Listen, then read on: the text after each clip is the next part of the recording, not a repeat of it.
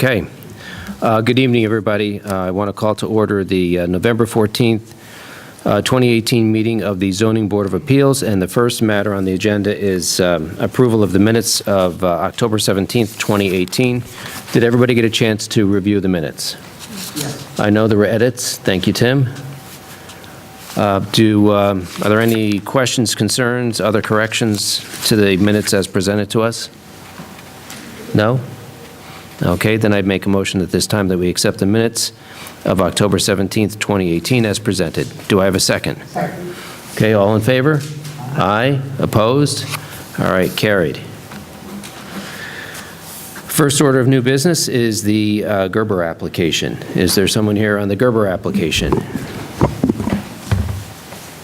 Is this on? It should be on, and yeah, just adjust it so we can hear you.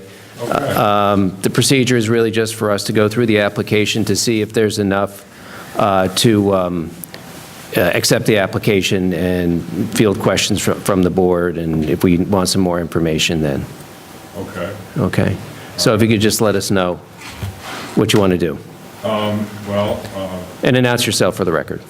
My name is Pete Andros, and I'm representing the owner applicant, Thomas Gerber, in this application for variances in order to place a single-family dwelling on an existing lot in the Rhinebeck Matter subdivision. And that's the subdivision was completed and approved by the town when the zoning was R1A, I believe, 1 acre zoning. And in 2009, the zoning was changed to put this particular piece of property in the RC5 zone. And as I showed on one of my plans, not the photograph, but the actual sketch plans, the building envelope gets extremely small when one considers what the setbacks are in the RC5 zone. In addition to the another regulation or another local law that was passed by the town concerning freshwater wetlands and the buffers that are associated with that, and they're also shown on that plan. So we would like to have two of the yards varied, relaxed a bit. One is the front yard on Stanford Court, to relax that back to what the R1A zone allowed, which was 50 feet, and to relax a bit the side or rear yard, depending, it's a corner lot, so you have to make your choice on which one's the rear one, which one's the side yard. On the RC5, it's 50 feet, and we wanted to vary it back a few feet in order to fit the dwelling on. That's it. A couple other items. The sewage disposal system that was originally approved as part of the subdivision is still in force. It's been maintained by the owner. It has to be renewed every 5 years, and it has been. And I believe that part of the documentation that was submitted shows that it is in effect as of this application. I think it runs out in next June, and there's no reason why it wouldn't be extended again, but we don't really think it's going to have to be like that. We're not going to have to extend it, hopefully. Do you have I know you supplied us with some maps and the survey. Do you have a rendering of what the structure is going to look like, or could you supply it to us? I didn't see it in the packet of stuff. What the building will look like? We have some out of a book of houses. I have some stuff I can provide to you as to what it'll look like. It's a nice subdivision, and obviously we want to make the house look, Right, but one of our considerations, the 5 factors, is to see what if it'll have any adverse effect on the nature of the neighborhood, the character of the neighborhood, and that kind of stuff, and that's why we asked to... hang on a second, I really can't. Okay. Go ahead. Well, the reason we need the rendering is so we can see if it's going to be compatible with the rest of the neighborhood, whether it's going to adversely affect the character of the neighborhood. That's one of our considerations. So that's why I asked for, what's the house going to look like if you can give us a rendering, that's very helpful. Okay. I So, can do that. I mean, we can accept the application subject to you providing that to us. That's not going to stop acceptance tonight. Okay, so I should get that to you. You can get it to Chris, Yeah. and she'll make sure that we have it. Okay. That's the only thing that I saw lacking in the application, but I leave it to the board members if you have any questions, concerns, or requests for additional information. So from your comments on the sewage, is that it's a private system that was put in place by the subdivision when it was, is the sewage, What? is there a private sewage system, well and sewage, or are the well and sewage in place for each house? There's, on this plan, Okay.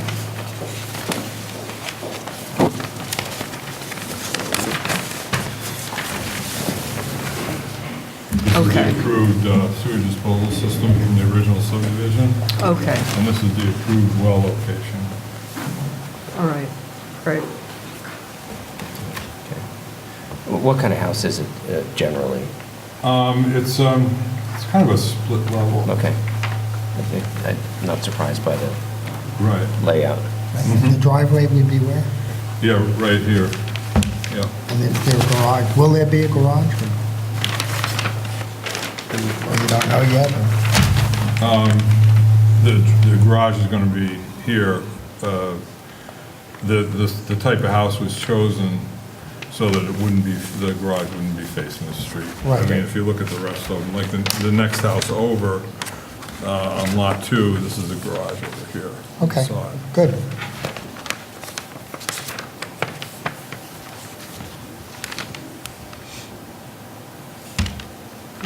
Do you know what the designation 50% expansion area? Yeah. What is that? When this was approved, there was a requirement that the sewage disposal system, that a 50% expansion area be set aside for. Oh, okay, Yeah. good, thank you. And how many bedrooms and baths? I guess Three. when you bring the plans, it'd be Three. how many bedrooms and baths and the kind of elevations as well. Yeah. So really, because of the nature of the lot, you're going to need it no matter where you put the house. I mean, you need it back here, you need it in front. So Need what? You need the variances A variance. regardless of where you Oh, put the house. yeah, this Just because is- of the nature of the this size is of the lot. This is the, right here, this dark line is the building envelope under the current Correct. zoning on a 2.6 acre piece of property. Okay. And the dashed ones show what the building envelope would be under the old zoning. This is the, the R1A. Yeah. And then this is the R5. Yeah, so it's unbuildable, basically. Exactly. Okay. I mean, it's, in order to put a decent house on it, Yeah, right. you could put one of those, I guess, a tiny home on it. But, Right. it's not really appropriate. All right. Right. All right, I understand the problem. Any other questions, No. concerns, need for more information? Okay. I think the application is complete enough for us to accept it. I would like to get a rendering of the house. So subject to getting the rendering of the house, I make a motion that we accept the application and set the matter down for a public hearing. Do I have a second? Second? All in favor? Aye. Aye, opposed? Okay, what's the next? December 19th. December 19th. Are you able to be here on December 19th? Sure. Okay, so be here on December 19th. We go through the same thing, only there'll be a public hearing. All the neighbors will be notified if they want to come and give comment or ask you questions, and we'll do that. Okay, and then please supply us with the renderings. Okay.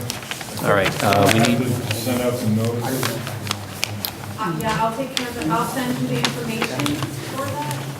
I'll be stopping in with the information on what housing will look All right, perfect, so I can review it. Yeah. Okay. like. Great, thank you. Thank you. Now, we have a little house cleaning with regard to this application. According to the grid, and I think it's correct, based upon my recollection of seeker, this is a type 2 action under 617.5C12, granting of individual setback and lot line variances. So I'd make a motion that we deem this to be a type 2 action under that section of seeker. Do I have a second? Second. Okay. All in favor? Aye. Aye. Opposed? All right. And we also need to give a referral to the planning board and WAC. WAC. Yep, it's Okay. just Yep. because of the WAC, the LWRP runs along Route 9 and then just a little bit further, so it does fall within there. Okay. So we'll make those referrals, Chris? Assignment. Richard? All right. Miss anything, John? Nope. Okay.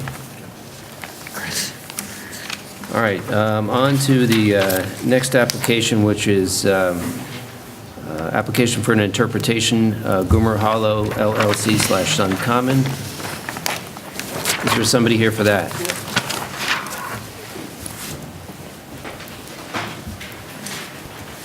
So, good evening, I'm Jeff Irish from the Sun Common.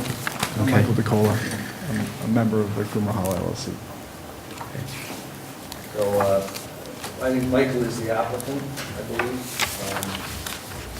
Yeah. So, this is a request for an interpretation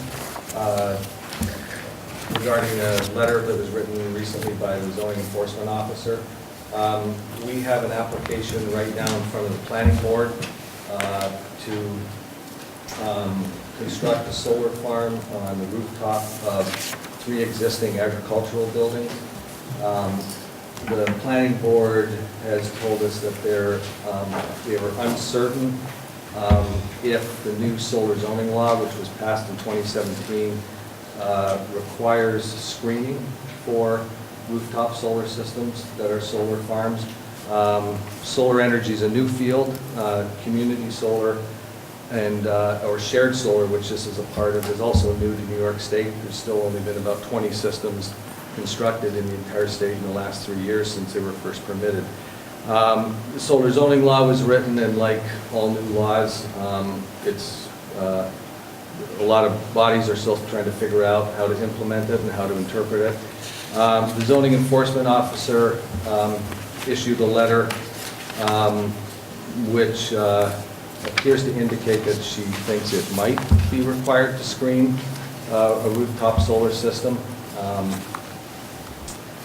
She did also cite section 12548, which is regarding commercial uses, and that commercial uses are required to be screened. But we're of the opinion, and we're asking the board for its opinion and interpretation, that a rooftop solar system is, first of all, impractical to be screened and should not have to be screened, and that was never the intent of the law as written. So I think this is a request for a general interpretation of the law as it applies to all solar farms that are rooftop systems. I'm kind of asking for the board's guidance or agreement that that's the way that this should go. I don't think this is an issue where we are specifically requesting for an interpretation on this application of a community solar system on the buildings at Goomer Hollow. But I guess we're asking for your guidance. I think there's a general interpretation here. There's a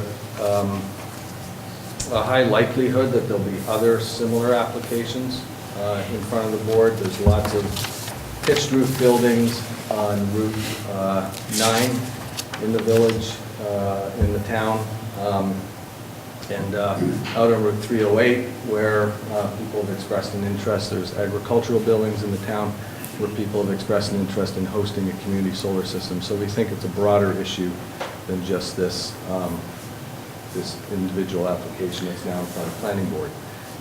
If it is, and if you determine that it is just a general interpretation, then I think that would help the planning board in future cases as well. Solar farms already have to go through and get a site plan approval and a special use permit from the planning board. They've already declared this specific application that's in front of them now type 1 action, so it's going through a full EAF. But I think as an interpretation, the zoning board here could call this a type 2 action under 617.5C31, which is regarding interpreting the existing code, rule, or regulation. So again, that would be our suggestion or request at this point in time. I can show you, if you'd like, a drawing of the application that's in front of the planning board, so you get an idea of what the issue is and how it's come in front of this board, if you think that would help. Yeah, I think we have a pretty good understanding of what the issue is. The application is just as to Goomer Hollow LLC and/or Suncom, that's who's listed as the applicant. So I think it may have it'll probably have wider implications as you suggest, but I think we're probably just going to determine in this particular instance, and it may come down to, I don't know, a difference between residential use and non-residential use. I mean, that's something that we're going to have to delve into because it is a case of first impression. I have one question, though, that's somewhat related to this, and the question is this. Suncommon is one of the applicants, but I know Hudson Solar was a previous entity that you had. Yes. And was that acquired by Suncommon or? Yeah, so Hudson Valley Clean Energy is a corporation. I founded it in 2003. We operated under the DBA Hudson Solar. That corporation is now operating under the DBA Suncommon. And Can I interject for just a moment? In this particular case, I'm the applicant. Well, you're both listed as the applicant, and it has really nothing to do with the application. It has to do with whether I should recuse myself from this case. So that's why I'm asking the questions. Hudson Valley Clean Energy was acquired in May of this year, 2018, by Solar Communities, Inc., which is a Vermont corporation. I don't know, what else would you like to know? So the Solar Communities, Inc. is doing business as Suncommon? Correct. All right. And the reason, I just want to state for the record, I nor my law firm have any dealings with Suncommon whatsoever, or Solar Communities. I have no idea, and that's why I asked about how Hudson Solar was acquired by that entity. But I did want to state for the record that I've consulted with counsel, and we do not feel that there is any kind of grounds for me to recuse myself in this case, but I want to make it clear, as I have on prior occasions, that my law firm, McCabe & Mack, on one occasion only, and a case that is now closed, represented Hudson Solar. And that we have no relationship with Hudson Solar anymore, and it doesn't sound like Hudson Solar really exists anymore, as it was acquired by Suncommon. The corporation still exists in New York State. Your law firm did represent Hudson Valley Clean Energy in the past, but no longer does. Right, it was a one case, and I think Mr. Marvin is actually your counsel. Yes, he is. All And right. he's the counsel we use for local matters, and all corporate matters regarding Hudson Valley Clean Energy, Inc. are now handled by a law firm in Vermont. Okay. All right, I just wanted to, I mean, maybe it's being overcautious, but I just wanted to make it clear that in the past, in a different, when Suncommon was not involved, and I know Hudson, I don't know the interworkings of your relationship, but I just want to make it clear that we don't represent Suncommon. My firm has never done it. I have not done it. I've consulted counsel, and we feel that there is absolutely no grounds for me to recuse myself based upon this long-ago representation on this one matter. So I think I've covered it, and unless something crops up, I'm going to stay on the case. Okay. But I want to make that clear crystal clear. If I could steer it back to roofs for one moment. Sure. I guess the reason that I'd like to see it be at least a more general look, if not as general interpretation of the law, is that there is a certain amount of unreasonability in asking to screen roofs.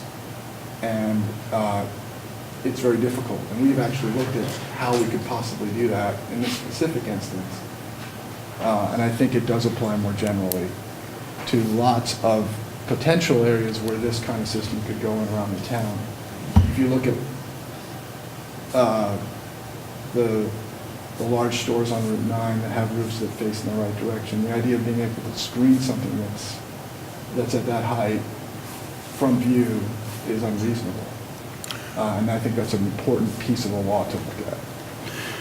Let me just clarify, Michael.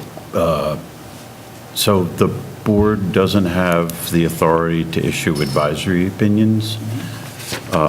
So they're confined to make their decision based on the case that's presented here. However, zoning board of appeals decisions do have precedential value with regard to similar circumstances that may be presented in the future.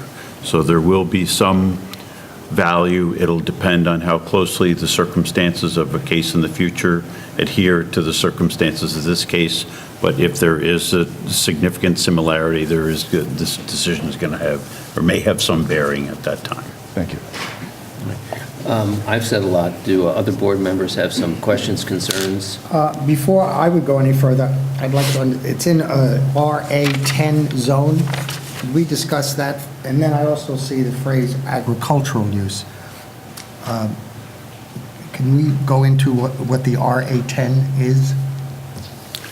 Well, we can, if you'd like to do that tonight. If you have questions for the applicant about that, you can, well, go ahead. Then I was just going to say, I the can primary jump to, goal tonight is to accept this and get the application moving, but I don't want to cut off discussion either.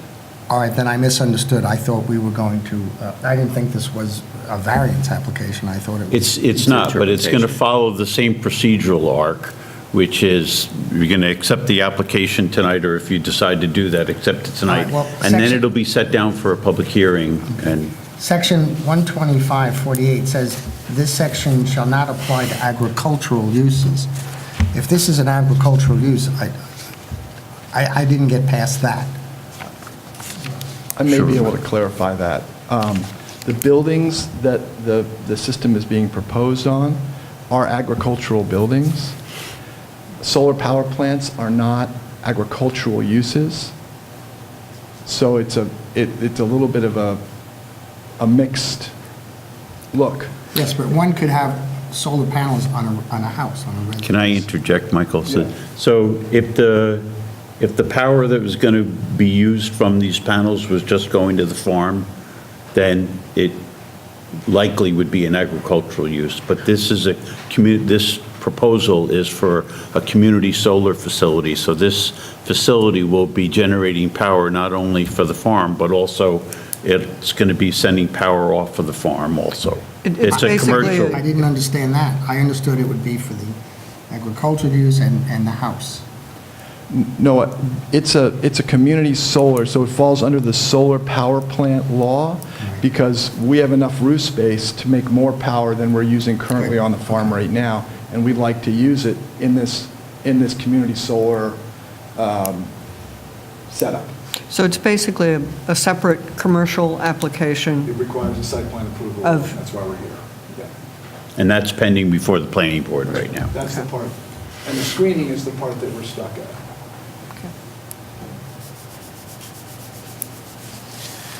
So is the plan, you have 3 buildings? How many buildings? There are 3 buildings that have been submitted in this plan. Okay. And the idea is to cover the roof of all of them? You might as well show your pictures. Yeah, Jeff. you can. I Yeah. think it'll help. I think they've been supplied with the application too, but yes, that would be helpful. The buildings are set with a south-facing roof. They're shed buildings, so there's 2 roofs, but the larger roof faces south. Right.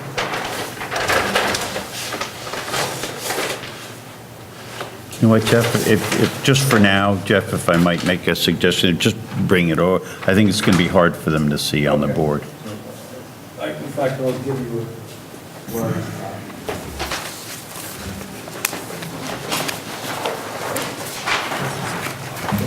Save the presentation.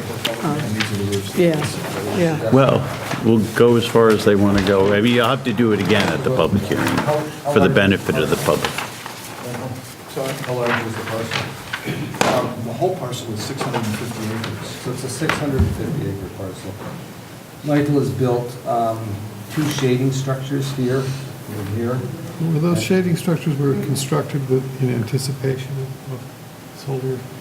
The slopes were designed to We oriented the structures so that they could take maximum, heat gain or whatever. they have maximum exposure. Right. But they're for animals and for equipment and hay storage, which are being used for right now. And we oriented them with the idea that this could be a possibility. This area of the farm has a farm plan that's been established with soil and water for rotational grazing. And the idea is to use these sheds in that rotational grazing plan to move animals in and out so they always have shelter and shade, and then take advantage of the roof space for this. It's really a pretty amazing concept. It's unbelievably scientific.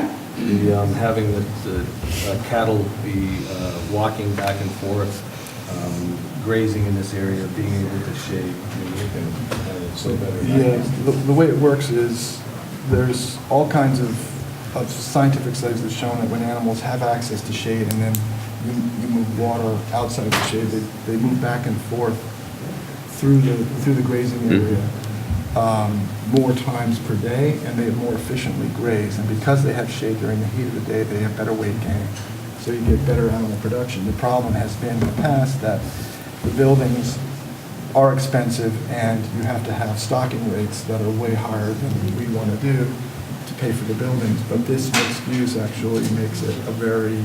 It produces income to help. Right, to defray the cost to of defray that. the cost and also lower the stocking rate. So it's an intensive rotational grazing, which means the animals move through sections of pasture each, and there's about 50 acres that we've cleared now that will fit that. And then they'll move from this area to this area to let this area Regrow. regrow. Yeah, it's really kind of a cool concept. And you're intending this to be like organic livestock. Well, yeah, I mean, the idea is, there's a lot of ideas if you can get through this process, but to do grass-fed in this way and also combine it with the community solar, it could be a both food and power CSA. And there's a lot of ways that it could be marketed that are very interesting for us in terms of getting this meat directly to market, So it meets the town and state policy goals in 2 ways. It's a renewable energy facility, which is strongly encouraged by the town of Rhinebeck and the state of New York, and it supports an innovative agricultural method, which is strongly supported by both town law, comprehensive plan, and the state of New York Okay. as well.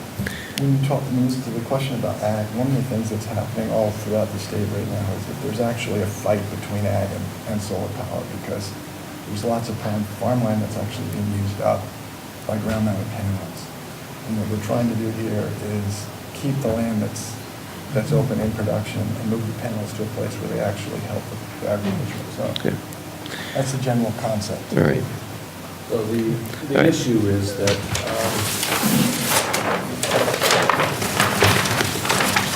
the panels are going to be mounted on these buildings.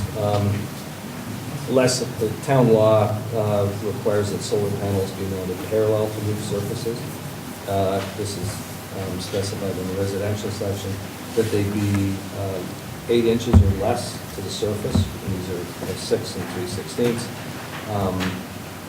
But there's no mention in the town law as to whether or not rooftop solar systems need to be screened from view. In fact, in the residential sections, They're not. they're not required. You could put rooftop solar panels on the front of your house, as long as they're no higher than the top of the building, less than 8 inch inches to the surface and parallel to the surface. Right, but this is a commercial use, so, Correct. So, I would say that it's an oversight. well, we'll, That's, and that's you guys disagree. we'll have to, yeah. So the challenge is that these buildings are, this building's 24 feet tall because cattle have to go in here. The hay barn is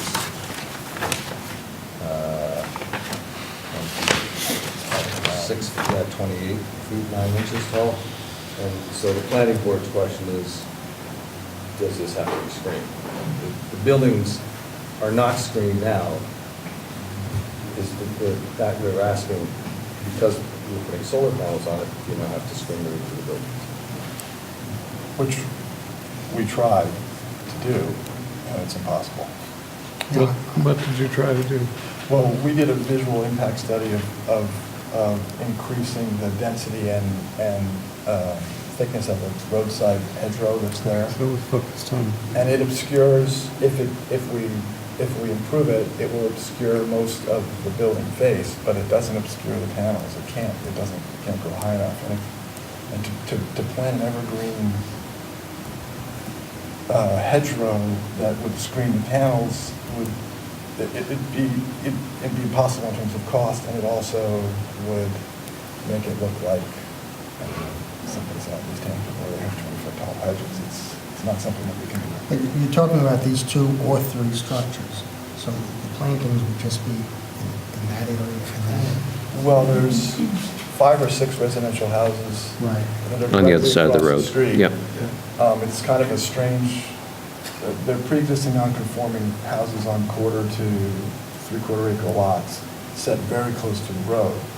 So the visual impact is difficult, and they don't have the room or have not been required because of the time when they were built of putting in their own screening that's required in the ag law. The ag law requires that structures being built adjacent to ag now supply their own screening. So there's an issue of screening buildings from their view, but the buildings are ag use. And, I could put panels on them tomorrow for our own farm use and not screen them and take out whatever screens there. That's right. The issue is that because we want to fill the roof deeper and be able to provide power to the community, that then the screening issue becomes lots of questions. All I right, think you have a copy of it. yeah, we have a copy of this. Okay, Yeah, I think you, yeah, they're in the packet. The full-size ones, Chris, All right, I think there's enough to accept the application. All right. Any other questions, concerns? All right, I think we have enough here for us to consider this interpretation. So at this time, I'd make a motion that we accept the application for the interpretation requested and have this matter set down for a public hearing, December. Okay. So the first motion is accepting the application. Do I have a second? Okay. All in favor? Aye. Opposed? All right, can you make December 19th? Yes. All right. Your neighbors will be notified of the public hearing, and you'll deal with Chris on that, and they'll get an opportunity to listen to your proposal, ask questions, submit whatever they want to submit in opposition, in support, or just questions in general. Okay? Is the 19th? That's the same time, 7:30, 7:19? It'll probably be later. I'll let you know, but I'm looking at 7:50. 5:0? There'll be a 7:45. Thank you. All right, and with regard to the seeker application, with regard to the seeker application, we've already determined that it is a type 2 action under Section 31, as you mentioned. That's on the advice of our counsel and our consideration. So at this time, I'd make a motion that the application before us be deemed a type 2 action under 617.5C31, interpreting an existing code, rule, or regulation. Do I have a second? Okay. All in favor? Aye. Okay. All right, thank you. No referrals are necessary, John? Correct. Okay, Right. and I guess that's about it. Oh, assignment. You may want to postpone that until you figure out. In the past, what we've done with regard to interpretation applications is, once the board has made a determination, you're going to have to study this. In the past, sometimes the boards have asked for advice from counsel on some of the legal points so that you can make your decision effectively. And in the past, we've generated a draft of a decision after the board has decided what direction they want to go in. And I think that probably makes sense for this application as well. Okay, so we'll defer it. Okay. All right.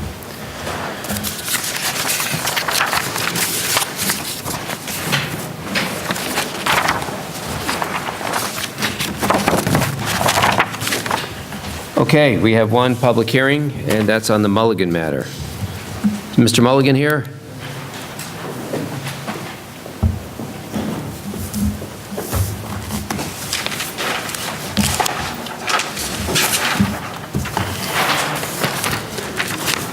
All right, Mr. Mulligan, I'm going to reopen the public hearing. You've been through this before, and we have, I'm sure, made sure that any issues regarding publication were taken care of, and everybody was notified. And is there anybody here for this application, the Mulligan application? Okay. Sir, after Mr. Mulligan gives a brief review of what he wants to do, you'll have an opportunity to ask questions and whatever you want to do, okay? All right, Mr. Mulligan, if you could just refresh our recollection, I think we have a pretty good idea of what you want to do, but just let us know again. Yep, so Jeffrey Mulligan, owner of lot 23 in Patapsco. We want to build a home on the lot, and we have a corner lot. So in the zoning district, we need setbacks of 50 feet from the front corner lot. We have 2 front yards. So on Center Street, we're looking for a setback of 35 feet from the property line. And we are seeking a setback of 22 feet, which is along Beach Drive, which is the side that we're in the front. And the third variance? The third variance has been looked at, and it's been determined on the advice of counsel that you don't need a variance for that. Okay. Okay. John, I don't know if we want to get into the rationale I for mean, that. I'll just say that our initial opinion on this was based on the plot plan that came in with the application, which showed the building as a detached structure. And then you submitted elevation subsequent to that showing, and there's now a plot plan, which was furnished by Mr. Mulligan at the board's request, showing that the garage is actually going to be part of the house. It's attached completely. Parcel of the house, it's actually, I think there's a second story to the... Yeah. I've known you guys out since this all began. Well, that wasn't what the plot plan that came in with the application I understand said. that, but nobody asked for the updated plot plan until this past week. I know. Well, we go on what's provided to us initially. But we can only go on what comes in. No, and I just Yeah. paid another $600 in fees. Actually, you didn't get charged anything for anything having to do with the question of whether you needed a third variance. Okay? So, based upon the change, it was determined that you did not need the third variance. Yes. And so you just need the 2, is the bottom line. All right?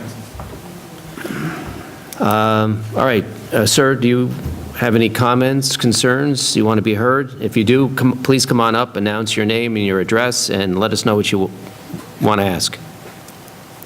This is my very first time hearing anything about it. Got to come up. You have to come up, You sir. have to come up because this is being taped and the microphone needs to pick up what you're saying. So, Mr. Mulligan, if you can listen to this gentleman's concerns, and maybe you can answer them. Do you have all right, well, Yeah, my name's Carl Paris. I live in 308 Sepaska Lake Road in Sepaska Village. okay. And so I was here just for for my first kind of chance to hear what was being planned. So I just wanted to clarify, there's a variance you're asking for this 23 feet instead of 50 feet. Is that what I heard? Well, Could you guys explain the situation? yeah, in the corner lot there? because of the size of the lot and Right. where the septic Has to be, and the size of the house, there's a requirement of 50-foot setbacks, which cannot be met because of the, and maybe, Mr. Mulligan, do you have a copy of the plans showing where the house is situated? Maybe you can provide that, and that gives a... So is the setback? No, just, Mr. Mulligan, do you have that? Okay. I think a lot of this will be explained to you when you see the map that Mr. Mulligan is going to show you. The lot, it shows the lot, shows where the house is to be located, and maybe you can put that up if you want.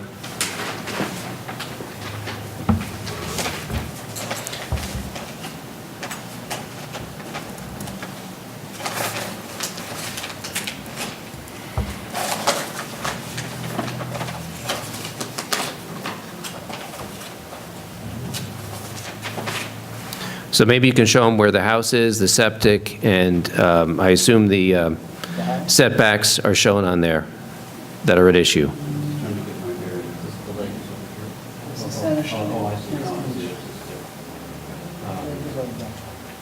Okay, so the setback is for the septic field, not for the house? No, no, it's for the house. For the house. This one is 35, this one is 22. So it's the garage that will be closer.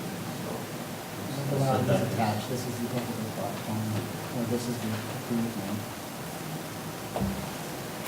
Just to answer, as a matter of history, this, before 2009, I don't believe that any variances would have been required, but because, and this happens in Sapasco Village, in Rhinecliff, and other select areas where the change of the law in 2009 basically makes either lots or other aspects of the property in violation of the new code. And in order to put in anything, you need to have a variance. So we see this fairly commonly in Sapasco Village.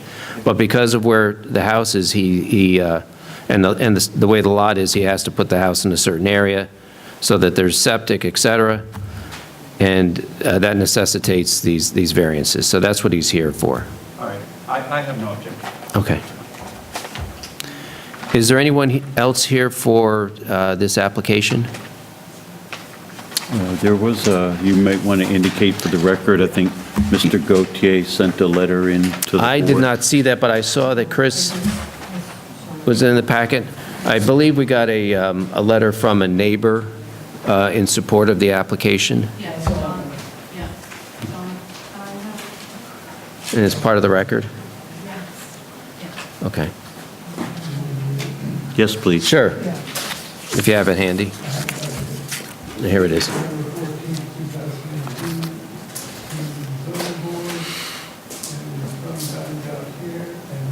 Rosenthal, who live at 404 Sapasco Center Street, Rhinebeck, New York. Dear Zoning Board of Appeals, we write in favor of the Mulligan application for area variances to build their house in Sapasco Village. Our house, where we live with our son, is on the lot directly next to the long southerly border of the Mulligan's lot. And as such, we are the Mulligan's closest neighbor, most direct adjacent acreage. We wish to let the ZBA know that we have absolutely no issue with the proposed plans, and we hope that the ZBA will approve them without delay. We regret that we were unable to attend tonight's meeting in person, but hope that our comments will be read into the record. So be it. All right, so noted.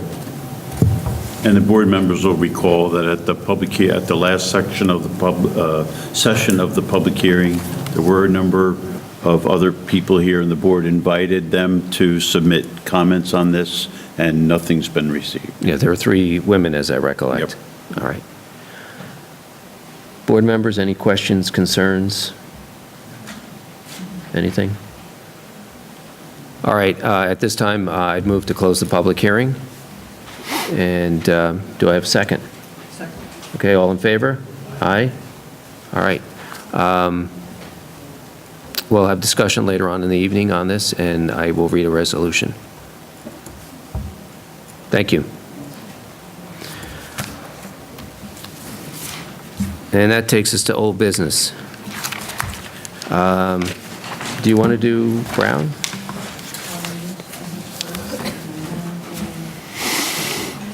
Okay. You want to take us through Brown?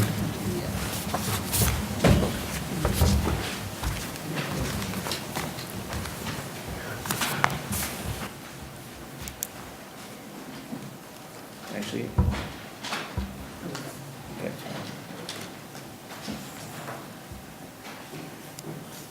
This is in the matter of the area variance for Evelyn Brown, ZBA case number 966. The applicant is Evelyn Brown. Hereafter is the applicant. The applicant is represented before this board, or has been represented by Gerald Thorpe of the firm of Bayhouse Gazebos and Barns. The property involved, this appeal involves property located at 7 Primrose Hill Road in the town of Rhinebeck, and which bears the tax parcel number 616800476460. The applicant's property is .89 acres in area and is located in the RC5 zoning district.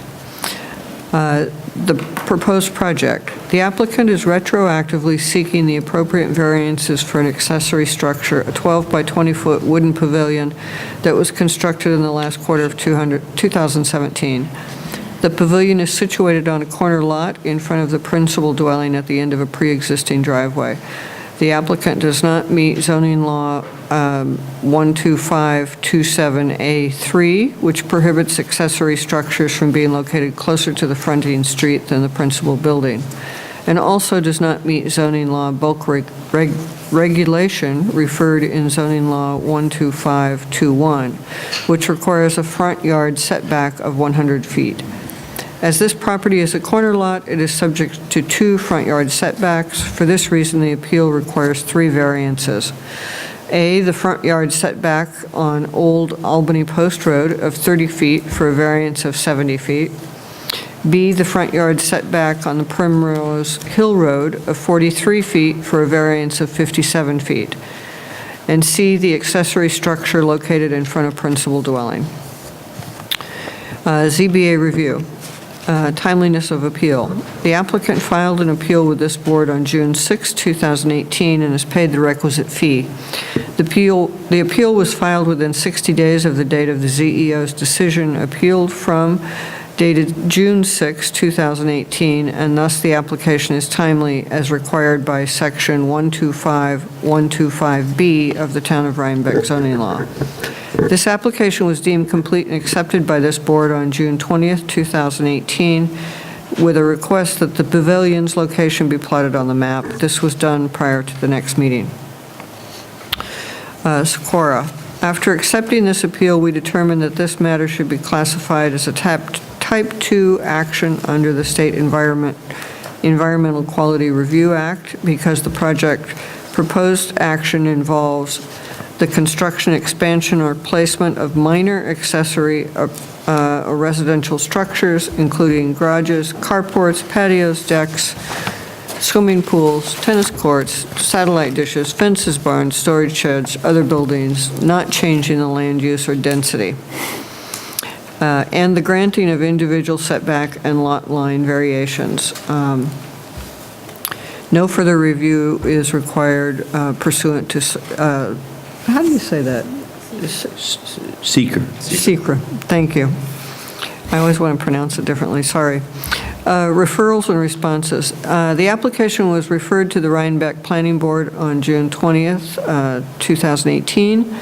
The Rhinebeck Planning Board responded on July 16th, 2018, stating there was no concern. Public hearing. Due to adjournment requests from the applicant, a public hearing on this appeal was duly advertised and held at Town Hall on October 17th, 2018. During the course of the public hearing, we received no public comments. The public hearing was closed on October 17th, 2018. Site visit. On October 17th, 2018, ZBA member Catherine Clark visited the applicant's property and the surrounding neighborhood to observe firsthand on-site conditions, property characteristics, settings, surrounding environment, and the character of the surrounding neighborhood. The property is at the juncture of Primrose Hill Road and Old Albany Post Road. There are no houses directly across either road. The buildings to the northwest, southwest, and south are all over 200 feet away from the pavilion, with lines of trees restricting neighbor views of the property. The house to the east has a limited view of the applicant's property due to the downward slope of the land from their house. The pavilion is unobtrusive and sits nicely on the property. The topography of the site, rising steeply behind the house, limits the options for placement of the pavilion. No business or deliberations were conducted during the site visit. Findings of fact and conclusions of law, balancing test.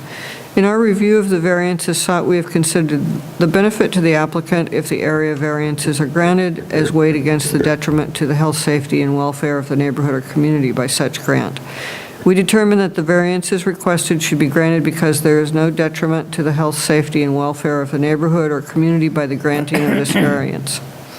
In our determination, we have considered the 5 factors required by Section 125-124C1 of the Town of Rhinebeck zoning law as follows.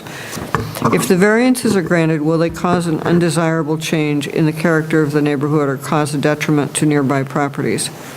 We find the answer to this question is no. As an open pavilion, the structure is minimal and has very limited impact on the neighborhood. There are no houses directly across Primrose Hill Road or Albany Post Road. Due to the topography of the property and existing line of trees, the pavilion will be minimally visible from adjoining properties. There is no undesirable change in the character of the neighborhood or nearby properties. Can the benefit sought by the applicant be achieved by some other method feasible for the applicant to pursue other than an area variance? We find the answer to this question is no. The purpose of this accessory structure is to house a parked car on the property. Thus, the practical location of this accessory structure should be near the principal dwelling. Due to the terrain of the property, the location of the house, and the fact that the property has 2 front yards because it is a corner lot, it would be impossible to locate this structure where it would be both practical and would not require variance. Is the requested area variance substantial? We find the answer to this question is no. Given the lot size and location of the house, the variance is not substantial. It should be noted that many of the structures on neighboring properties are also located within the 100-foot setback that is currently required. Will the proposed variances have an adverse impact on physical or environmental conditions in the neighborhood or district? We find the answer to this question is no. As noted, the structure itself is minimal and the location is in keeping with the neighborhood where a number of cars are parked to the front of the primary dwelling. Is the alleged difficulty self-created? We find the answer to this question is yes. The property owner could have decided not to build a protective structure for the car, but having chosen to build one, there was limited choice in terms of a location. Minimal variance requested. In addition to our review of the 5 factors and balancing test, we must also determine if this requested variance is the minimum variance necessary and adequate to accomplish what is requested by the applicant. We find the answer to this question is yes. Although placement of the pavilion may have been able to be a few feet further away from Old Albany Post Road, it would still have required the same number of variances. Now therefore be it resolved, based on all the facts described above and upon the reason described above, as follows. Section 1, the ZBA hereby grants the variance requested by the applicant, finding that the benefit to the applicant outweighs the detriment to the health, safety, and welfare of the neighborhood or community by such a grant. The scale of the pavilion is in keeping with the property. The placement has limited visual impact on the neighborhood and is in keeping with the character of the neighborhood. Section 2, the granting of these variances shall be expressly contingent upon the applicant's full payment to the town of Rhinebeck of any and all fees and escrow deposits due in connection with this application in full compliance with Article 14, fee reimbursement of the town of Rhinebeck zoning law. These variances shall not be deemed granted until all such fees are paid in full by the applicant. Section 3, the granting of these variances does not absolve the applicant from having to secure any other required permits and/or approvals. The proposed structures must be constructed in conformity with the application and plan submitted. The area variances apply to construction that was completed in 2017. Motion to approve the resolution? Is there a second? Second. Okay, is there any discussion about, it's pretty straightforward, but does anybody have any comments, concerns before we take a roll call? No? Okay. Chris? Scott? Yes. Catherine Clark?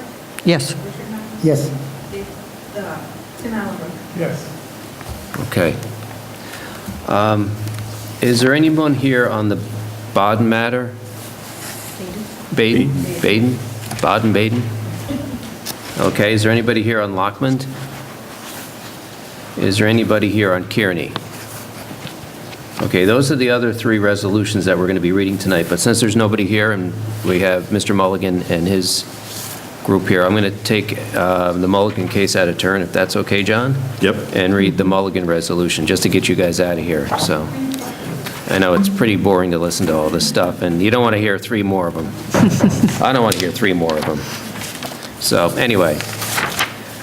All right, Chris, there's going to have to be a couple of changes, specifically paragraph 8, we're going to have to make, when I get to it, make reference to the gentleman who was here and supported the application, as well as make reference to the letter that we received today, just to put you on notice. All right, here goes. The resolution of the Town of Rhinebeck Zoning Board of Appeals in the matter of the area variances, or area variance application of Jeffrey Mulligan, ZBA case number 970.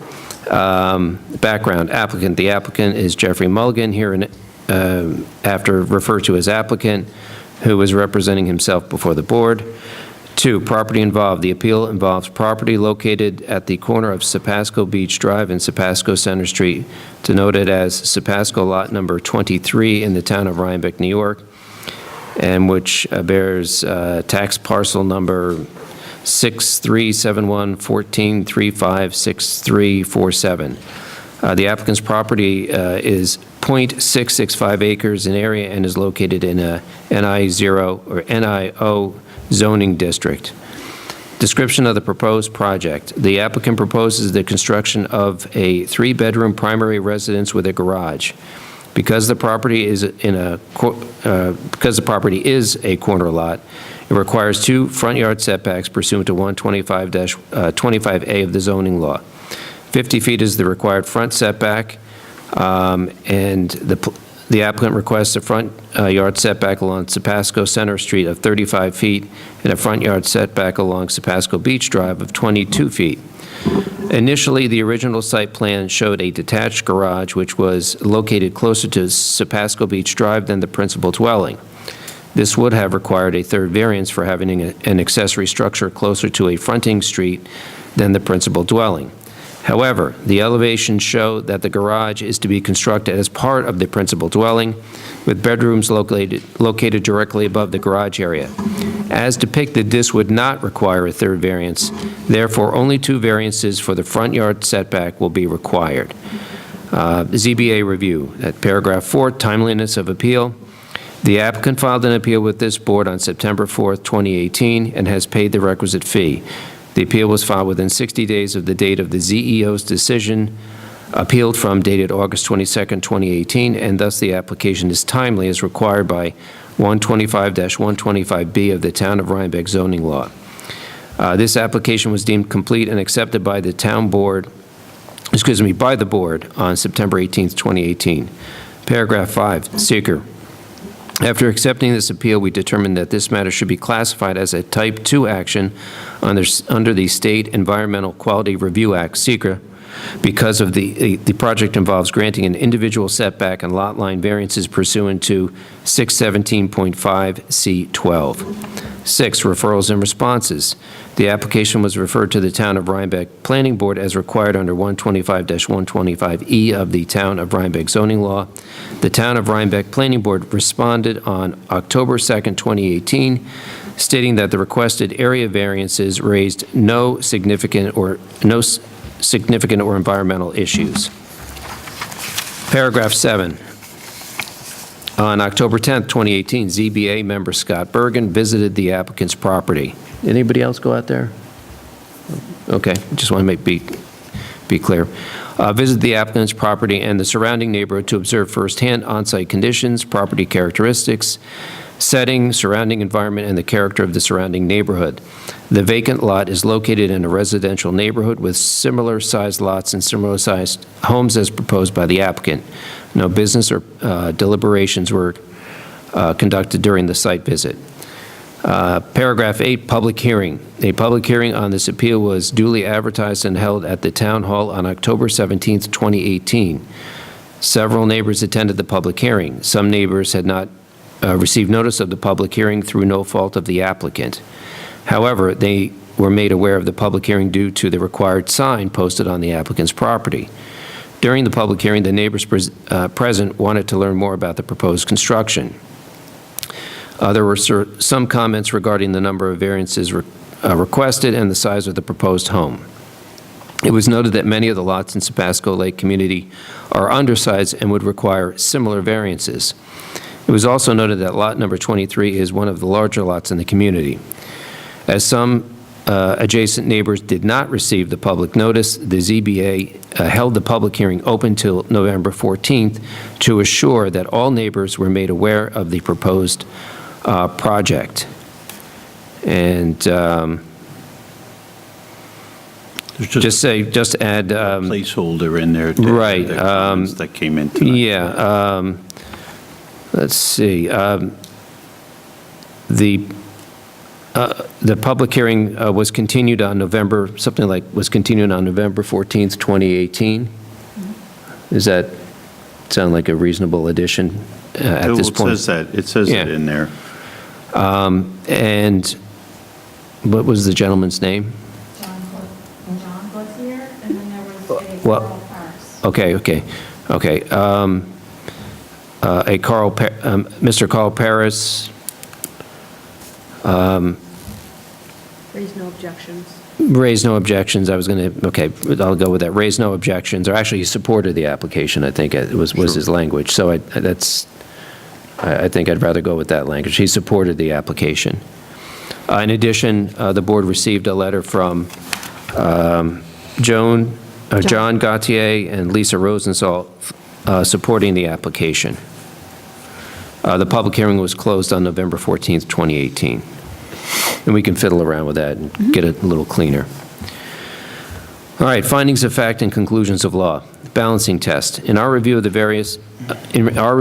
variances sought, we have considered the benefit to the applicant if the area variances are granted as weighed against the detriment to the health, safety, and welfare of the neighborhood or community by such grant. We have determined that the variances requested should be granted because there is no detriment to the health, safety, and welfare of the neighborhood or community by granting the variances. Paragraph 10, consideration of the five factors in the five-factor imbalance test. In our determination, we have considered the 5 factors required by 125-124C1 of the Town of Rhinebeck zoning law as follows. A, if the variances are granted, will they cause an undesirable change in the character of the neighborhood or cause a detriment to nearby properties? We find that the answer to the question is no. The property is currently vacant. Many of the lots in Sapasco Lake Village are undersized and are similarly limited to where a house may reasonably be sited to allow for the necessary setback to allow. There's something wrong here. Many of the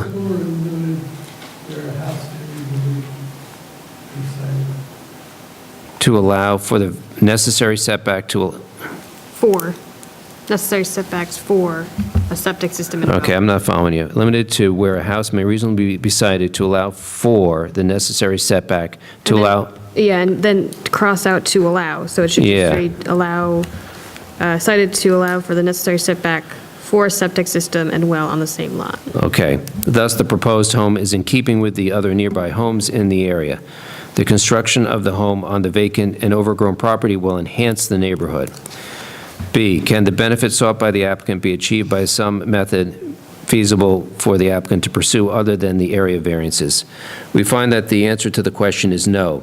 Because of the size of the lot and the topography, the only reasonable place to put the proposed dwelling is that proposed by the applicant. The placement of the home as set forth in the application allows for the required septic field and well to be placed on the same lot. The lot size does not allow for the placement of the home in any other area.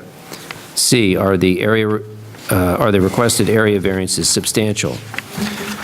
We find that the answer to the question is no.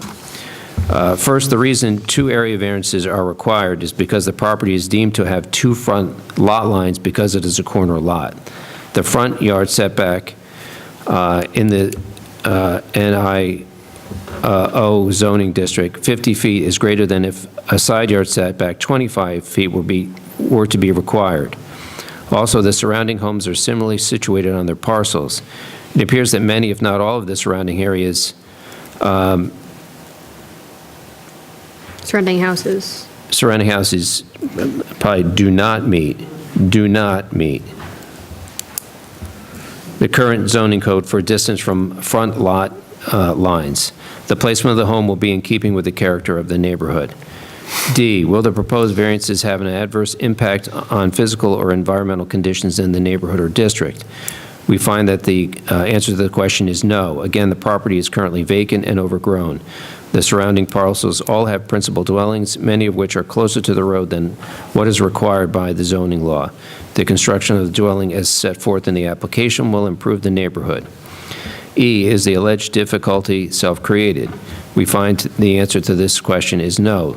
The pre-existing lot only requires the variance as a result of the change in the zoning law in 2009. Because of the size of the lot, almost any dwelling in keeping with the existing neighborhood would require these variances. Minimal variance requested. In addition to our review of the 5 factors and balancing test, we must also determine if the requested variances are the minimum variances necessary and adequate to accomplish what is requested by the applicant. We find that the answer to this question is yes. As discussed in the 5 factors and balancing test, because of the lot size and topography, the proposed dwelling will be situated so that the minimum amount of variances are required in order for both to be constructed. Now, therefore, be it resolved based upon all the facts described above and upon the reasoning described above as follows. Section 1. The ZBA hereby grants the variances requested from Section 125-21 of the zoning code requiring front yard setback of 50 feet, finding that the benefits to the applicant outweighs the detriment to the health, safety, and welfare of the neighborhood or community by such grant. In fact, the granting of the variances will allow for the development of the parcel in a way which will enhance the neighborhood. Section 2, the granting of these variances are expressly contingent upon the following. The proposed dwelling must be constructed in conformity with the plans supplied by the applicant in his application. The applicant must have an accurate site plan which conforms with the proposed elevation. Section 3, the granting of the variances shall also be expressly contingent upon the applicant's full payment to the town of Rhinebeck of any and all fees and escrow deposits due in connection with this application in full compliance with Article 14, fee reimbursement of the town of Rhinebeck zoning law. These variances shall not be deemed granted until all such fees are paid in full by the applicant. Section 4, the granting of the variances does not absolve the applicant from having to secure any other required permits and/or approvals, including that of the Dutchess County Department of Health. The proposed structure, again, there's a typo here. Structure shall be. Yeah, shall be. The proposed structure shall be constructed in conformity with the application and plan submitted.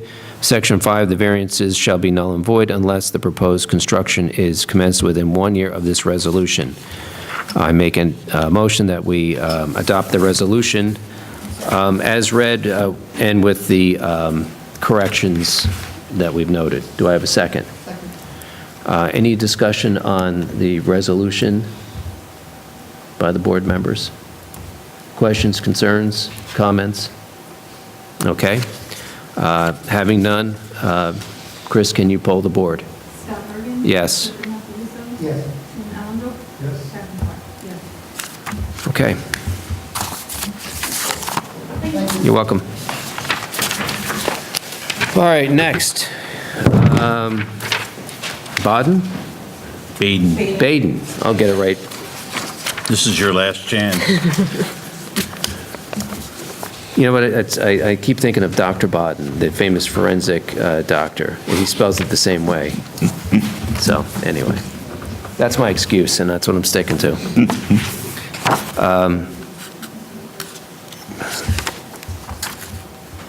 All right. Was this David's?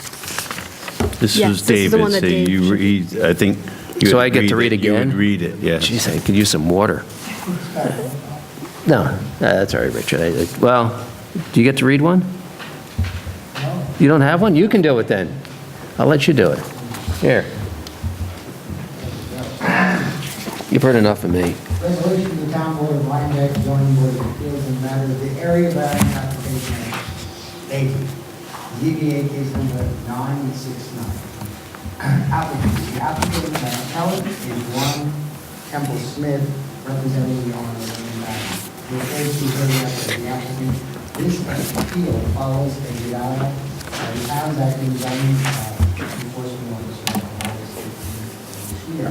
Property involved, this appeal involves property located at 145 Wartburg Road in Rhinebeck, which bears the tax parcel number set forth in the resolution. Pursuant to a survey by Decker Survey dated June 28, 2016, the applicant's property as surveyed is 8.001 acres in size and is located in the rural countryside zoning district, RC5 zone. The owner is represented by Warren Temple Smith before this zoning board of appeals. The applicant proposes to subdivide said property into 2 lots, resulting in one parcel of 3.023 acres, parcel A, and a second 4.978 acres, that's parcel B. To be approved, the proposal would require 2 area variances because the 2 daughter parcels would have side yard boundaries less than required minimum of 50 feet from their respective dwellings. Parcel A requiring a variance of 2.2 feet, and parcel B a variance of 1.5 feet. The applicant filed an appeal with this board on August 14th of this year and has paid the requisite fee. The appeal was filed within 60 days of the date of the ZEO's subject denial, and thus the application is timely as required by 125B of the Rhinebeck zoning law. On September 9, 2018, the board deemed this application to be complete and accepted it for review. Accepting this appeal, the board determined that this matter should be classified as a Type 2 under the State Environmental Quality Review Act because the proposed action involves granting of variances from the requirement that there be at least 50 feet setbacks between a dwelling and the nearest side yard property boundary, 6 NYCRR 617.5C12. No further review is required pursuant to SECRA.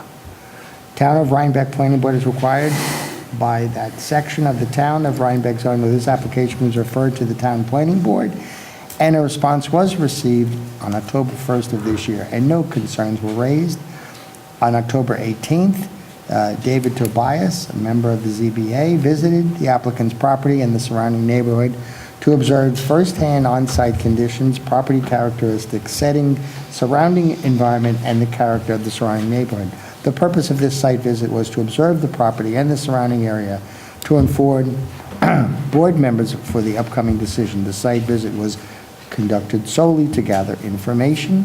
A public hearing on the appeal was duly advertised and held at Town Hall on October 17, 2018. There were no comments from any member of the public during the course of the public hearing.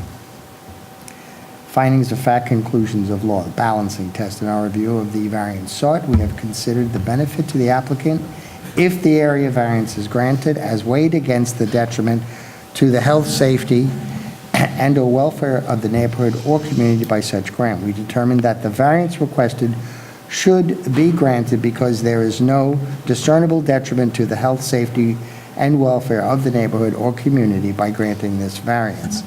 Consideration of the 5-factor balancing test. In our review of the variances sought, we have considered the 5 factors required by 125-124C1 of the Town of Rhinebeck zoning law as follows. A, if the variances are granted, will they cause an undesirable change in the character of the neighborhood or cause a detriment to nearby properties? We feel the answer to this question is no. The minimal extent of the subdivision's shortfall of several feet in setbacks is forecast to result in no change to any facet of the neighborhood, the appearance of the properties, or scenic values to those passing on either Wurtemberg or Route 9G. The setback shortfalls and required variances are to be considered de minimis. B, can the benefits sought by the applicant be achieved by some method feasible for the applicant to pursue other than an area variance? We find the answer to this question is also no. The only possible avenue to achieve the required setbacks would be to relocate either building and/or demolish parts thereof, and those solutions are not feasible. C, is the requested area variance substantial? We find the answer to this question is no. The variances sought, 2.2 feet in one case and 1.5 feet in the other, represent 4% and 3% respectively. D, will the proposed variance have an adverse impact on physical environmental conditions in the neighborhood or district? We find the answer to this question is also no. Allowing these variances would create 2 distinct parcels with, in the future, 2 distinct owners. Such pattern of ownership is not dissimilar to the neighborhood, nor would separate ownership of the daughter parcels with dwellings that are 96.3 feet from each other rather than the required minimum 100 feet appear likely to create a substantial or foreseeable problem of any kind. The present locations of the wells and septic fields have also been considered in this determination. Is the alleged difficulty self-created? Section E. We find the answer to this question is yes, since the subdivision is being pursued for personal gain or interest. Minimal variance request. In addition to our review of the 5 factors and balancing test, we must also determine if the requested variance represents the minimum necessary and adequate to accomplish what is requested by the applicant, and also preserves and protects the character of the neighborhood and the health, safety, and welfare of the community. We find the answer to this question to be yes. The structures were built decades ago prior to zoning and before one had been renovated into a dwelling. The distance between the structure was not considered in light of setback distances that were imposed externally. Result of the balancing test. Based on our analysis of the 5 factors discussed above and in consideration of the minimal variances, so we find that the balancing test favors granting the area variances sought. Now, therefore, be it resolved based on all of the facts described above and upon the reasoning described above as follows. 1. The ZBA hereby grants the applicant 2 area variances from the 50-foot side setback minimum required, 2.2 feet for parcel A and 1.5 feet for parcel B. The board finds that the benefit to the applicant outweighs any detriment that could be foreseen to the health, safety, and welfare of the community or neighborhood by such grant. Our decision is supported by a balancing of the factors discussed above.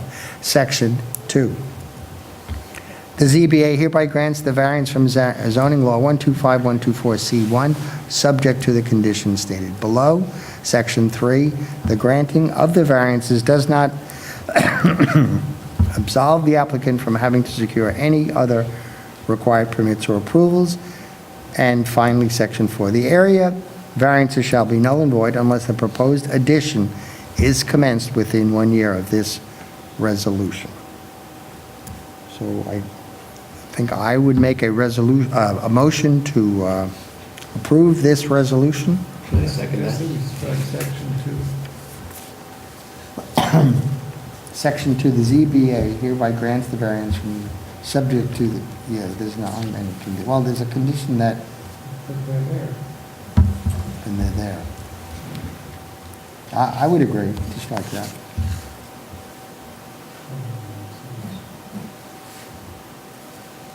Right, okay. A motion to approve this and with the change and the elimination of Section 2. It seems to be redundant. Okay, and I second it. All right, seconded? Any discussion amongst the board members? Questions, concerns, comments? No? Nope. Chris? Tim Albert, Yes. Scott Bergen, Yes. Richard Matthews. Yes. And Kevin. Yes. Okay, next up is Luckman. Selectmen, resolution of the Town of Rhinebeck Zoning Board of Appeals in the matter of the area variance application of Lockman. ZBA case number 971. Background, the applicants are Gary and Edna Lockman, referred to hereafter as applicant. The applicant is represented before this board by Kyle Montag of Lotus Energy. The property involved, the appeal involves property located at 20 Haggerty Hill Road in the town of Rhinebeck, and which bears the tax parcel number 6169009200205. The applicant's property is 262 acres in area and is located in the RC5 zoning district. The applicant is seeking the appropriate variances for the construction of a single-pole mounted tracking solar array with a total of 24 panels. The array will be placed in front of the primary residence between the residence and Haggerty Hill Road. The height of the array will vary between 12 and 20 feet depending on season and time of day. Pursuant to Section 12547 of the zoning law, small-scale solar freestanding and ground-mounted solar collectors are not permitted to be closer, there's a little typo there. Yep. Are not permitted to be closer to the fronting street than the principal building, and shall not be greater than 12 feet above ground level when oriented at a maximum vertical tilt. The appeal requires two variances. A variance from Section 12547F4 to permit the solar array to be situated between the primary residence and the fronting street. B, a variance to Section 12547F5 to allow the installed solar array a maximum height of 20 feet, a variance of 8 feet beyond the 12 permitted. Timeliness of appeal. The applicant filed an appeal with this board on September 4th, 2018, and has paid the requisite fee. The appeal was filed within 60 days of the date of the ZEO's decision appealed from, dated August 29th, 2018, and thus the application is timely as required by Section 125(125)B of the Town of Rhinebeck zoning law. This application was deemed complete and accepted by the board on September 19th, 2018, with a request for a map showing completed footprint location and a rendering for height. This was submitted prior to the following meeting. SECRA. After accepting this appeal, we determined that this matter should be classified as a Type 2 action under the State Environmental Quality Review Act because the project proposed involves granting an area variance for a single-family residence, NYCRR 67.5C13. No further review is required. Referrals and responses. The application was referred to the Rhinebeck Planning Board on October 1st, 2018. The Rhinebeck Planning Board responded on October 15th, 2018, stating there were no significant planning or environmental issues. Paragraph 7, public hearing. A public hearing on this appeal was duly advertised and held at Town Hall on October 17th, 2018. During the course of the public hearing, we received no public comments. The public hearing was closed on October 17th, 2018. On October 17th, 2018, ZBA members Catherine Clark and Tim Allenbrook visited the applicant's property and the surrounding neighborhood to observe firsthand on-site condition, property characteristics, settings, surrounding environment, and the character of the surrounding neighborhood. The property is a 262-acre parcel. The primary residence is 1,010 feet from the road and shielded from neighbors on all sides. The proposed site for the solar array is 840 feet from the road in an open field to provide maximum efficiency with no cutting of trees required. It will be to the southwest of the house. No business or deliberations were conducted during the site visit. Findings of fact and conclusions of law. Balancing test. In our review of the variances sought, we have considered the benefit to the applicant if the area variances are granted as weighed against the detriment to the health, safety, and welfare of the neighborhood or community by such grant. We determined that the variances requested should be granted because there is no detriment to the health, safety, and welfare of the neighborhood or community by the granting of this variance. Consideration of five-factor balancing test. In our determination, we have considered the 5 factors required by Section 125.124C1 of the Town of Rhinebeck zoning law as follows. A, if the variances are granted, will they cause an undesirable change in the character of the neighborhood or cause a detriment to nearby properties? We find the answer to this question is no. Although the solar array will be located closer to the road than the primary residence, the solar array will not be visible from the road or from neighboring structures due to the varied topography, dense forest, and distance from both the road and adjoining neighbors. Can the benefit sought by the applicant be achieved by some method feasible for the applicant to pursue other than an area variance? We find the answer to this question is no. The type of solar array and location have been carefully chosen to maximize efficiency with the least environmental impact. The model is designed to rotate and tilt in a manner that will produce maximum power. At a maximum height, it will exceed 12 feet, which is why it requires a height variance. The location takes advantage of an open field that is entirely shielded from the road or neighbors. Is the requested area variance substantial? We find the answer to this question is no. Given the parcel size and location of the house, the proposed array, the variance is not substantial. Will the proposed variance have an adverse impact on physical or environmental conditions in the neighborhood or district? We find the answer to this question is no. As noted, the array is not visible to the neighbors or from the road. It will provide power for the structures on the property, reducing reliance on other fuels.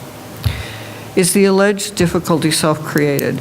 We find the answer to this question is yes. The property owner could have chosen a non-tracking array and a location behind the house to avoid the need for a variance. This approach would have reduced the amount of power generated and hence the return on investment and potentially increased costs to fell trees. Minimal variance requested. In addition to our review of the 5 factors and balancing test, we must also determine if this requested variance is the minimum variance necessary and adequate to accomplish what is requested. We find the answer to this question is yes. The height variance is driven by the design of the solar array and the location maximizes the use of an already open space. The variances requested are the minimum based on optimizing the kind of array and the location. Now therefore be it resolved based on all the facts described above and upon the reasoning described above as follows. Section 1, the ZBA hereby grants the variance requested by the applicant, finding that the benefit to the applicant substantially outweighs any detriment to the health, safety, and welfare of the neighborhood or community by such a grant. The scale of the array is minimal within the context of the 262 acres. It is well situated for the homeowner and the value of their property and invisible to the rest of the neighborhood.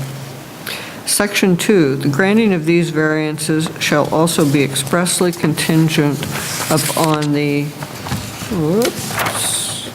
applicant's full payment to the town of Rhinebeck of any and all fees and escrow deposits due in connection with this application in full compliance with Article 14, fee reimbursement of the town of Rhinebeck zoning law. These variances shall not be deemed granted until all such fees are paid in full by the applicant. Section 3, the granting of these variances does not absolve the applicant from having to secure any other required permits and/or approvals. The proposed structures must be constructed in conformity with the application and plan submitted. Section 4, the area of variances shall be null and void unless the proposed construction is commenced within 1 year of this resolution. I make a motion to approve this resolution. Okay, any discussion amongst the board members? Questions, concerns, comments? No? No? Chris? Scott Bergen. Yes. Kathy Clark. Yes. Richard Matheson. Yes. Well done.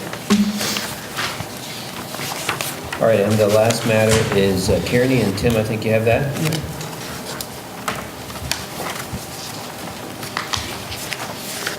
Resolution of the Town of Rhinebeck Zoning Board of Appeals in the matter of area variance application of Brennan Kearney, CBA case number 972. Background. Applicant is Brennan Kearney, referred to as the applicant. Property involved. This appeal involves property located at 211 Ackerd Hill Road in the town of Rhinebeck, in which bears the tax parcel number 626900059577. The applicant's property is 2.017 acres in area and is located in the RC5 zoning district. Description. The applicant, there's a typo here, the applicant, strike apostrophe S, proposes to convert the existing barn on the property into a one-bedroom apartment accessory dwelling. The apartment will be entirely within the footprint of the existing barn that will be renovated. The applicant does not meet the following requirements as set forth in the Rhinebeck zoning law bulk regulations, section 125-68E, and requires 2 area variances. A, decrease in lot size from the required 5 acres to 2 plus or minus acres in the RC5 zoning district. B, increase the permitted square footage for a detached accessory dwelling in the RC5 zoning district from the permitted 900 square feet to the requested 1,480 square feet. Review. Timeliness of appeal. The applicant filed an appeal with the board on September 5th, 2018, and has paid the requisite fee. The appeal was filed within 60 days, dated the CEO decision and appealed from date dated August 29th, 2018. And thus, the application is timely as required by 125B of the Town of Rhinebeck zoning law. This application was deemed complete and accepted by this board on September 19th, 2018. Secret. After accepting this appeal, we determined that this matter should be classified as a Type 2 action under the State Environmental Quality Review Act because the project proposed action involves granting of area variance for a single-family, two-family, or three-family home under Code 617.5C13. No further review is required pursuant to secret. Referrals and responses. The application was referred to the Town of Rhinebeck Planning. Excuse me.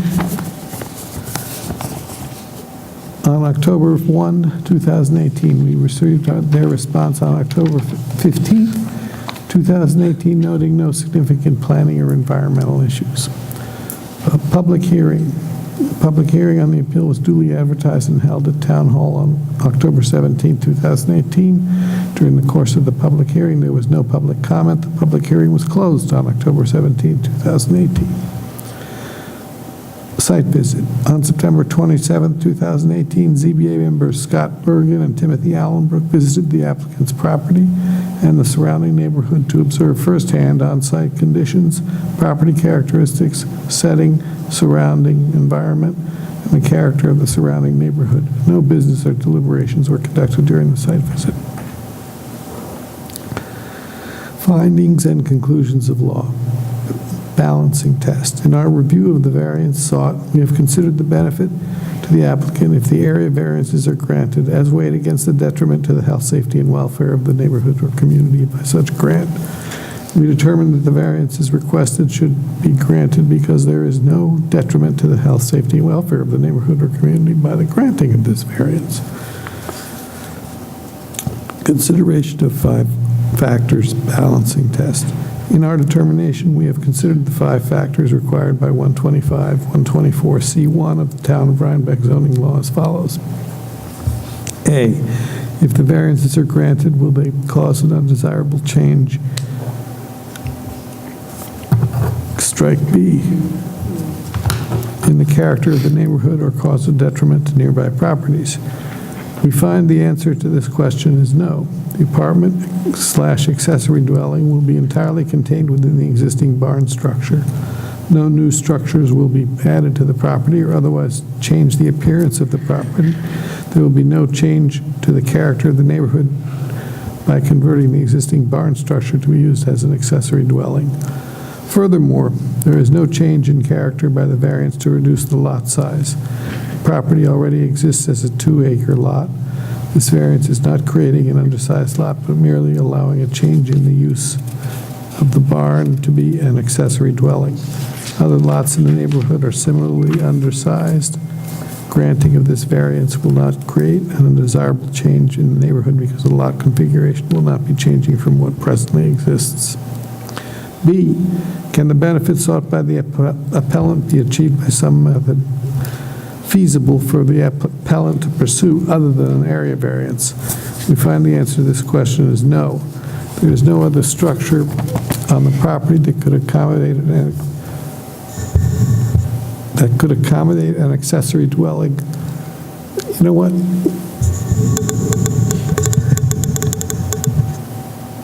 The accessory dwelling will be located within an existing structure on the site, causing no change to the character of the neighborhood, and is a better alternative than erecting a new structure on the property.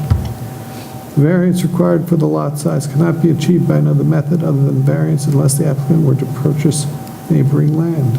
The lot configuration is not proposed to change, and the lot as it exists is 2 ± acres. To require the appellant to purchase additional land when no new structures are being erected or enlarged is not a feasible alternative. C, is the requested area variance substantial? We find the answer to this question is no. The barn exists and will not be enlarged or altered as a result of the variances. Similarly, the lot size is not changing from what presently exists. The lot is currently undersized as a result of the 2009 zoning change. However, the addition of the accessory dwelling within the existing barn will not impact the size of the lot. Thus, neither variance is substantial for what is being proposed. D, will the proposed variances have an adverse impact on physical or environmental conditions in the neighborhood or district? And the answer to this question is no. The lot size and the structure for the accessory dwelling already exist on the lot. There will be no physical alterations that will occur with this proposed project, although it is noted that additional parking for occupants of the accessory apartment will be required. E, is the alleged difficulty self-created? We find the answer to this question is yes. The applicant desires to include an accessory dwelling on the property, although the existing structure is already on the property and will be simply used for another purpose. Zoning law states that accessory dwellings are limited to 900 square feet in the RC5 zoning district. The applicant should be aware of the regulations and restrictions as cited in the zoning law. Minimal variance required. In addition to our review of the 5 factors in balancing test, we must also determine if the requested variance is the minimum variance necessary and adequate to accomplish what is requested by the applicant. We find the answer to this question is yes. Although it may be possible to use a smaller space within the barn, such a use would be wasteful and impractical. The structure already exists on the property, but is being converted to be used as an accessory dwelling. It is more practical to use the existing structure for a different purpose than to only use a portion of the structure or to erect a new structure on the property. The use of the barn as an accessory dwelling would not result in any benefit to the health, safety, or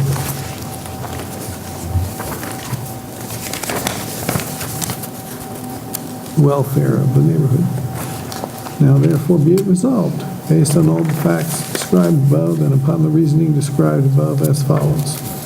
The ZBA hereby grants the variances requested by the applicant, finding that the benefit to the applicant outweighs the detriment to the health and safety and welfare of the neighborhood or community by such a grant. Furthermore, in addition to benefiting the applicant, renovation of the derelict barn will provide a benefit to the neighborhood. Section 2, granting of these variants are expressly contingent upon the following. A, either the principal dwelling or the accessory dwelling unit must be occupied by the owner. B, the exterior covered storage areas are not permitted to be enclosed as a part of this variance. Section 3, granting of these variants shall also be contingent upon the applicant's full payment to the town of Rhinebeck of any and all fees and escrow deposits due in connection with this application, in full compliance with Article 14, fee reimbursement of the town of Rhinebeck zoning law.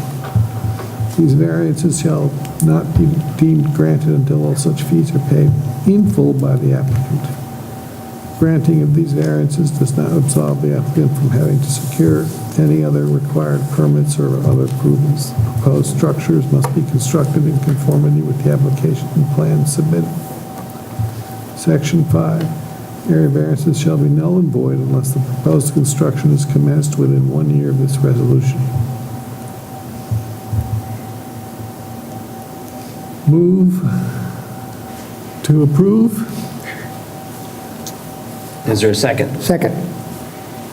Okay, any discussion, comments, concerns? All right, Chris? Yes. Yes. Yes.